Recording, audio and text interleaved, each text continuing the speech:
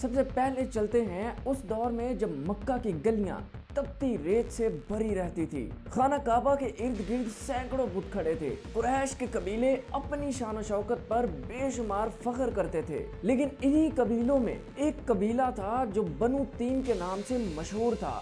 اسی قبیلے میں ایک بچہ پیدا ہوا جس کا نام رکھا گیا عبداللہ بن ابی قحافہ، اور یہی بچہ آگے چل کر ابو بکر صدیق کے نام سے دنیا کی تاریخ کو بدلنے والا تھا۔ اس ویڈیو میں ہم ابو بکر صدیق کی زندگی کی ساری تفصیل آپ کو بتائیں گے، لیکن اس سے پہلے ہمارے چینل انسائٹ سیکرٹ کو سبسکرائب اور بیل آئیکن کو پریس ضرور کر لیں۔ ابو بکر بچپن ہی سے سچے، بردبار اور نرم دل تھے۔ لوگوں نے انہیں کبھی لڑائی جھگڑوں میں نہیں دیکھا تھا اور نہ ہی کبھی ان کو جھوٹ بولتے ہوئے دیکھا گیا۔ آپ جانتے ہیں کہ مکہ کے لوگ ہر وقت فخر اور انا میں ڈوبے رہتے تھے، لیکن ابو بکر کی طبیعت میں عجیب نرمی تھی، اور یہی وجہ تھی کہ لوگ بچپن ہی سے ان کے اوپر بھروسہ کرنے لگے۔ جب ابو بکر بڑے ہوئے تو تجارت میں قدم رکھا۔ کپڑے، اونٹ، مال، مویشی جو بھی کام کرتے تھے، اللہ تعالیٰ ان کے کام میں بے شمار برکت ڈال دیتا تھا، لیکن دولت ملنے کے باوجود بھی وہ مغرور نہیں ہوئے۔ عام غریبوں کو قرض دینا اور مسافروں کی مدد کرنا، غلاموں کو کھانا کھلانا ان کی عادت تھی۔ آپ یہ سن کر حیران ہوگے کہ اسلام آنے سے پہلے ہی قریش کے بڑے سردار حضرت ابو بکر کو بے حد پسند کرتے تھے۔ وہ انہیں امین اور سخی کہتے تھے۔ یہی وجہ ہے کہ جب اسلام کا وقت آیا تو لوگ پہلے سے جانتے تھے کہ ابو بکر جس بات کو مان لے وہ حق ہی ہو سکتی ہے۔ اب آتے ہیں ان کے اصل قصے کی طرف۔ ایک دن نبی صلی اللہ علیہ وآلہ وسلم نے ابو بکر کو اسلام کی دعوت دی، اور ابو بکر نے بلا ترد کہا کہ میں گواہی دیتا ہوں کہ اللہ کے سوا کوئی معبود نہیں اور محمد صلی اللہ علیہ وآلہ وسلم اللہ کے رسول ہیں۔ نہ دلیل مانگی اور نہ ہی ثبوت، بس دل کی گہرائیوں سے اسلام کو قبول کر لیا۔ اسی لیے نبی صلی اللہ علیہ وآلہ وسلم نے انہیں صدیق کا لقب دیا تھا۔ صدیق یعنی ہر بات کے اوپر سچائی سے ایمان لانے والا۔ ابو بکر نے اسلام قبول کیا اور اگلے ہی دن سے لوگوں کو اسلام کی دعوت دینی شروع کر دی۔ ان کی دعوت سے حضرت عثمان، حضرت طلحہ، حضرت زبیر، حضرت عبد الرحمن بن عوف جیسے بڑے بڑے لوگ مسلمان ہوئے۔ ذرا سوچیں، اگر ابو بکر نہ ہوتے تو اسلام کی عظیم یہ ہستیاں کیسے اسلام میں داخل ہوتیں؟ اب ایک واقعہ جو ہمیشہ سننے والوں کے دل کو ہلا دیتا ہے۔ حضرت بلال پر مکہ کے کافر بہت ظلم کرتے تھے۔ انہیں ریت پر لٹایا جاتا اور سینے پر بھاری پتھر رکھے جاتے، اور وہ صرف ایک ہی کلمہ دہراتے تھے، احد احد۔ ابو بکر نے یہ منظر دیکھا تو ان کا دل تڑپ اٹھا۔ اپنی دولت خرچ کی اور بلال کو آزاد کروایا غلامی سے۔ انہوں نے صرف حضرت بلال کو نہیں بلکہ کئی ایسے غلاموں کو غلامی سے نجات دلوائی جو پہلے بڑے غلام ہوا کرتے تھے۔ یہ تھا ابو بکر کا ایمان اور ان کی قربانیاں۔ آپ کو یہ بھی جاننا چاہیے کہ حضرت ابو بکر کو اسلام قبول کرنے کے بعد کتنی تکلیفوں کو سہنا پڑا۔ قریش کے وہی بڑے سردار ان کے دشمن ہو گئے، کبھی گھر پہ حملہ کیا گیا تو کبھی گلیوں میں روک کر ان کو گالیاں تک دی گئی، لیکن ابو بکر ڈٹے رہے۔ وہ فرمایا کرتے تھے کہ اگر پوری دنیا میرے خلاف ہو جائے تب بھی میں محمد صلی اللہ علیہ وآلہ وسلم کا ساتھ کبھی نہیں چھوڑوں گا۔ ہجرت کے وقت جب نبی نے مدینہ جانے کا فیصلہ کیا تو ساتھ صرف ایک ساتھی کو لیا، وہ تھے حضرت ابو بکر۔ رات کی تاریکی میں وہ دونوں نکلے اور غار ثور میں جا کے چھپ گئے۔ کفار وہاں تک آ گئے، اتنے قریب آ گئے کہ اگر وہ نیچے کی طرف دیکھتے تو یہ دونوں صاف ظاہر ان کو نظر آ جاتے۔ حضرت ابو بکر گھبرا گئے، لیکن نبی صلی اللہ علیہ وآلہ وسلم نے فرمایا، ابو بکر گھبراؤ نہیں، اللہ ہمارے ساتھ ہے۔ یہ لمحہ آج بھی ایمان کو تازہ کر دیتا ہے۔ اس حصے میں ہم نے دیکھا کہ کیسے ابو بکر نے بچپن سے لے کر اسلام قبول کرنے تک اپنی سچائی اور اپنی قربانیوں سے سب کو حیران کر دیا۔ یہ تو صرف شروعات ہے، آگے کے حصوں میں ہم دیکھیں گے کہ کیسے انہوں نے اسلام کو بچانے کے لیے اپنی جان اور مال کو قربان کیا، جنگوں میں ساتھ دیا اور پھر خلافت کا بوجھ بھی اٹھایا۔ حضرت ابو بکر صرف ایمان لانے والے نہیں تھے، بلکہ ایمان کے لیے اپنی جان، اپنا مال، اپنی عزت سب کچھ قربان کر دینے والے تھے۔ آپ کو معلوم ہے انہوں نے اپنی ساری دولت اسلام پر لٹا دی۔ جب کوئی غلام آزاد کروانا ہوتا یا کوئی کمزور مسلمان ان سے مدد کی طلب کرتا یا نبی صلی اللہ علیہ وسلم کو کسی مہم کے لیے پیسوں کی ضرورت ہوتی تو حضرت ابو بکر سب سے پہلے کھڑے ہوتے تھے۔ ایک مرتبہ رسول اللہ صلی اللہ علیہ وسلم نے فرمایا کہ جس نے اپنے مال سے سب سے زیادہ میرا ساتھ دیا وہ ابو بکر صدیق ہے۔ یہ کلمات آج بھی سننے والوں کے دل کو جھنجھوڑ دیتے ہیں۔ غار ثور کی کہانی تو آپ نے پچھلے حصے میں سنی ہے، لیکن اس کے بعد کا سفر بھی کمال کا ہے۔ ذرا سوچیں، نبی صلی اللہ علیہ وسلم اور حضرت ابو بکر صحراؤں سے گزر رہے ہیں، دشمن تعاقب میں ہے اور ہر لمحہ جان کا خطرہ ہے، لیکن ابو بکر بار بار ایک ہی بات کہتے تھے کہ یا رسول اللہ، اگر مجھے کچھ ہوا تو صرف ایک جان جائے گی، لیکن اگر کبھی آپ کو کچھ ہو گیا تو ایمان اور اسلام خطرے میں پڑ جائے گا۔ یہ الفاظ حضرت ابو بکر کے دل کی گہرائی اور نبی صلی اللہ علیہ وسلم سے محبت کو ظاہر کرتے ہیں۔ اب آتے ہیں اسلام کی پہلی بڑی جنگ کی طرف، جنگ بدر۔ بدر کا میدان وہ جگہ ہے جہاں 313 کمزور مسلمان 1000 کے لشکر کے سامنے ڈٹ گئے، اور ان 313 میں سب سے آگے، سب سے پرعزم حضرت ابو بکر صدیق کھڑے تھے۔ جب رسول اللہ صلی اللہ علیہ وسلم نے اللہ کے حضور دعا کی تو سب سے پہلے حضرت ابو بکر صدیق نے کہا کہ یا رسول اللہ بس کریں، اللہ آپ کی دعا کو ضرور سنتا اور مانتا ہے۔ یہ تھے ابو بکر جو ہمیشہ نبی صلی اللہ علیہ وسلم کو بھی حوصلہ دیا کرتے تھے۔ جنگ احد میں جب لوگ بھاگنے لگے تو ابو بکر ان چند لوگوں میں شامل تھے جو آخر تک کھڑے رہے۔ حنین میں جب لشکر بھاگ گیا تو ایک بار پھر سے ابو بکر ان لشکروں میں شامل تھے جو سب سے آگے بہادروں کی طرح کھڑے رہے تھے، جنہوں نے رسول اللہ صلی اللہ علیہ وسلم کے گرد حصار بنا لیا تھا۔ صلح حدیبیہ کا معاملہ مسلمانوں کے لیے ایک بڑا امتحان تھا۔ کچھ صحابہ دل برداشتہ ہو گئے، لیکن ابو بکر نے وہاں کہا کہ یا رسول اللہ، آپ اللہ کے رسول ہیں، آپ جو فیصلہ کریں گے وہی بہتر ہوگا۔ یہ اعتماد ہی ابو بکر کی سب سے بڑی خوبی تھی۔ جب مکہ فتح ہوا تو ابو بکر کے والد ابو قحافہ بھی اسلام لے آئے۔ اب تصور کریں کہ ایک وہ بیٹا جو پہلے ہی اسلام کے لیے سب کچھ قربان کر چکا ہے، اس کے والد آخری لمحے میں اسلام قبول کر رہے ہیں۔ ابو بکر کی آنکھوں میں آنسو جاری ہو گئے، لیکن ان کی آنکھوں میں خوشی بھی بے تحاشا تھی کہ اللہ نے ان پر یہ کرم بھی کر دیا۔ اب ہم پہنچتے ہیں اسلام کی تاریخ کے سب سے کٹھن لمحے پر۔ نبی صلی اللہ علیہ وسلم شدید بیمار ہوئے اور بار بار ابو بکر کو آگے کھڑا کر کے کہا کرتے تھے، ابو بکر سے کہو کہ وہ لوگوں کو نماز پڑھائے۔ یہ گویا نبی صلی اللہ علیہ وسلم کا اشارہ تھا کہ میرے بعد ابو بکر ہی قیادت کے لیے اہل ہو سکتے ہیں۔ اور پھر وہ دن آیا جب دنیا کی سب سے بڑی مصیبت مسلمانوں پر نازل ہوئی۔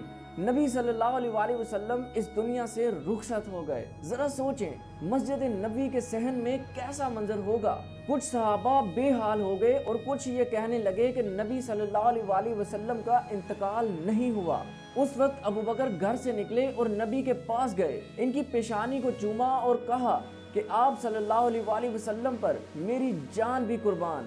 پھر مسجد میں آ کر منبر پر چڑھے اور وہ تاریخی الفاظ کہے کہ اے لوگوں، جان لو جو محمد صلی اللہ علیہ وسلم کی عبادت کرتا تھا تو آپ سرکار اس دنیا سے چلے گئے، اور جو اللہ کی عبادت کرتا ہے تو وہ جان لے کہ اللہ کو کبھی موت نہیں آ سکتی۔ یہ الفاظ آج بھی دلوں کو ہلا دیتے ہیں، اور یہ الفاظ ہی تھے جنہوں نے صحابہ کو سنبھال لیا تھا۔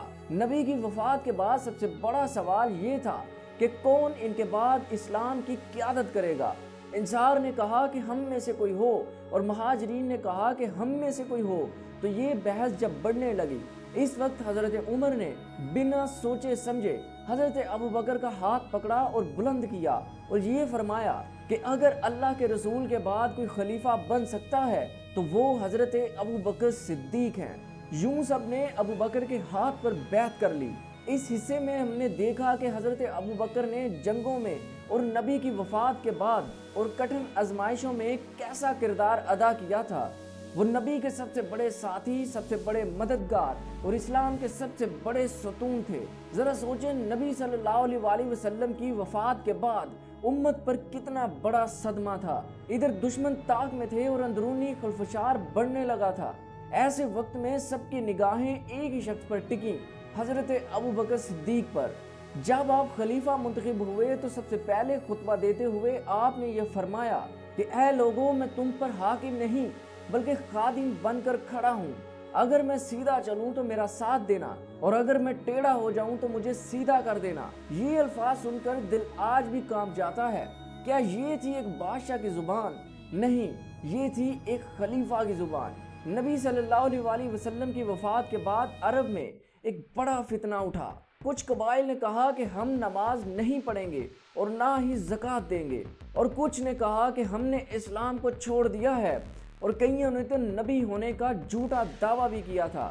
یہ نازک وقت تھا، لوگ سمجھ رہے تھے کہ شاید اب اسلام ختم ہو جائے گا، لیکن ابو بکر نے یہ اعلان کیا کہ اللہ کی قسم، اگر یہ لوگ نبی کے زمانے میں اونٹ زکوٰۃ میں دیتے تھے یا کوئی اگر بکری زکوٰۃ میں دیتا تھا تو وہ آج کے زمانے میں بھی ضرور دے گا۔ یہ تھے ابو بکر جو کسی صورت بھی دین میں کمزوری برداشت نہیں کرتے تھے۔ ابو بکر نے فوجیں تیار کی اور جھوٹے نبیوں کے خلاف اعلان جنگ کیا۔ مسیلمہ کذاب یہ وہ انسان ہے جو سب سے پہلے نبی صلی اللہ علیہ وسلم کی وفات کے بعد نبی ہونے کا جھوٹا دعویٰ کرتا تھا۔ حضرت ابو بکر نے خالد بن ولید کی قیادت میں ایک لشکر روانہ کیا، جنہوں نے جا کر یمامہ کے میدان کو خون سے رنگ دیا، لیکن آخر کار مسلمہ مارا گیا اور فتنہ جڑ سے ختم ہو گیا۔ اس نے بھی جھوٹا دعویٰ کیا تھا لیکن مسلمانوں کی تلوار کے آگے نہیں ٹک سکا۔ سجاہا ایک عورت جو خود کو نبی کہا کرتی تھی لیکن بعد میں اس نے اسلام قبول کیا۔ یہ وہ وقت تھا جب اسلام کا وجود ہی خطرے میں تھا، لیکن ابو بکر کے فیصلے اور حوصلے نے دین کو بچا لیا۔ یاد رہے نبی صلی اللہ علیہ وسلم نے اپنی وفات سے پہلے ہی ایک لشکر تیار کیا تھا جس کی قیادت ایک نوجوان اسامہ بن زید کو دی تھی۔ کچھ صحابہ نے کہا کہ ابھی وقت مناسب نہیں ہے، لیکن ابو بکر ڈٹ گئے۔ انہوں نے کہا کہ جو فیصلہ رسول اللہ کی ذات نے کیا میں اسے کیسے روک دوں۔ یوں لشکر روانہ ہوا اور رومیوں پر مسلمانوں کی ہیبت کیفیت طاری ہو گئی۔ اب آتے ہیں اسلام کی سب سے اہم خدمت کی طرف، جنگ یمامہ۔ اس جنگ یمامہ میں بہت سے حافظ قرآن شہید ہو گئے تھے۔ حضرت عمر فکرمند ہوئے کہ کہیں قرآن کریم ضائع نہ ہو جائے۔ انہوں نے ابو بکر سے کہا کہ قرآن کریم کو ایک جگہ پر جمع کر لیا جائے۔ ابو بکر نے پہلے ہچکچاہٹ دکھائی اور کہا کہ جو کام رسول اللہ کی ذات نے نہیں کیا وہ میں کیسے کر سکتا ہوں، لیکن جب بات سمجھ آئی تو فوراً حکم دیا۔ اسامہ بن زید کی قیادت میں قرآن کریم کو ایک جگہ پر جمع کرنے کا کام شروع کر دیا گیا۔ ذرا سوچیں، آج ہمارے گھروں میں جو قرآن ہے وہ اسی قربانی کے فیصلے کا نتیجہ ہے۔ ابو بکر کی خلافت کا دور صرف 2.5 سال کا تھا، لیکن عدل اور انصاف کی ایسی مثال قائم ہوئی کہ آج تک تاریخ میں چمک رہی ہے۔ وہ بیت المال سے صرف اتنا لیتے جتنی ان کو ضرورت ہوتی، اور خلیفہ ہونے کے باوجود بھی اپنے پھٹے کپڑوں پر پیوند لگا کر وہی کپڑے پہن لیا کرتے تھے۔ اپنے گھر کے کام بھی خود کیا کرتے تھے۔ ایک مرتبہ لوگوں نے کہا کہ خلیفہ ہونے کے باوجود آپ بازار میں سودا لینے جاتے ہو، جس پر ابو بکر نے کہا کہ اگر میں یہ کام خود نہ کروں تو بیت المال پر بوجھ بن جاؤں گا۔ پھر وہ وقت آیا جب یہ عظیم ہستی بھی اس دنیا سے رخصت ہو گئی۔ انہوں نے اپنی وفات سے پہلے اپنی بیٹی سے کہا کہ بیٹی عائشہ، مجھے اسی کپڑوں میں کفن دینا جو میں پہن کر ابھی چل رہا ہوں، اور نیا کپڑا امت کے کسی محتاج کو دے دینا۔ اور خلیفہ ہونے کے باوجود ابو بکر اپنی وفات کے بعد وراثت میں صرف ایک اونٹ، ایک چادر اور ایک غلام چھوڑ کر گئے تھے۔ یہ تھا حضرت ابو بکر کی خلافت کا سنہری دور۔ ارتداد کے فتنوں کو کچلا، جھوٹے نبیوں کو ختم کیا اور قرآن کریم کو جمع کروانے کا عظیم فیصلہ کیا اور امت کو ایک مرکز پر جمع کیا۔ یہ وہی خدمات ہیں جن کی وجہ سے اسلام آج مضبوط بنیادوں پر کھڑا ہے۔ ابھی خلافت کے 2.5 سال مکمل ہوئے ہی تھے کہ ابو بکر کو ایک شدید بخار نے آ گھیرا۔ یہ کوئی عام بخار نہیں تھا، دن بدن بڑھتا جا رہا تھا اور ان کا جسم کمزور ہوتا جا رہا تھا۔ لوگ گھبرا گئے اور صحابہ اکرام بھی پریشان ہو گئے، لیکن ابو بکر ہر بار ایک ہی جملہ کہا کرتے تھے کہ یہ دنیا ہمیشہ کے لیے نہیں ہے، اصل زندگی تو آخرت کی ہے۔ ابو بکر یہ جانتے تھے کہ ان کے بعد امت کو ایک مضبوط رہنما کی ضرورت ہے۔ انہوں نے لوگوں کو جمع کیا اور سب میں یہ کہا کہ میری خواہش ہے کہ تمہارے حق میں وہ خلیفہ بنے جو تمہیں راہ حق پر چلائے۔